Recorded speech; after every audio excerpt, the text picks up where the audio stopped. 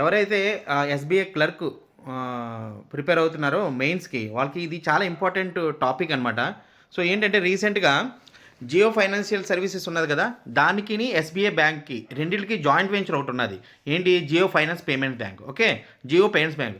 ఈ జియో పేమెంట్స్ బ్యాంక్లోని ఎస్బీఐకి ఉన్న షేర్ వాటా అంతా జియో ఫైనాన్షియల్ సర్వీసెస్ కొనేసుకొని 100% షేర్ హోల్డింగ్ ఇప్పుడు తీసుకుంటుంది అనమాట.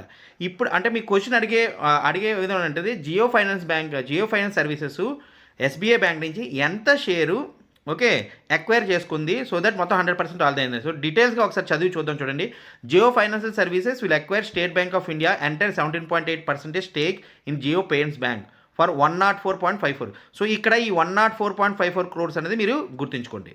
ఓకేనా, ఎంత అమౌంట్ అని. అలాగే షేర్ ఎంత, ముందు ఎంత మన ఎస్బీఐకి 17.8% ఎస్బీఐకి, మిగతా 82.17% జియో ఫైనాన్స్ సర్వీసెస్కి ఉండేది అనమాట. ఇది ఒక జాయింట్ వెంచరు. ఇప్పుడు ఏం చేసిందంటే ఎస్బీఐ దాన్ని అమ్మేసుకుంది. ఓకేనా, మొత్తం నాకు అవసరం లేదు బాబు నువ్వే తీసుకొని చెప్పింది. దీనికి ఆర్బీఐ అప్రూవల్కి పంపించింది. వితిన్ 45 డేస్లో కంప్లీట్ అయిపోతుంది. బట్ ఇది పాయింట్ ఆఫ్ వ్యూ ఏంటి, మన ఎగ్జామ్ పాయింట్ ఆఫ్ వ్యూ చూస్తే, ఇక్కడ పైన పెడుతున్నాం, మన ఎగ్జామ్ పాయింట్ ఆఫ్ వ్యూ చూస్తే మీకు అడిగే ఛాన్సెస్ ఎక్కువ ఉన్నాయి. ఇందులో నుంచి ఒక మార్కు పక్కా వచ్చే ఛాన్స్ ఉన్నదన్నమాట. ఎందుకంటే this is regarding to SBI and also stake and also financial and also bank related.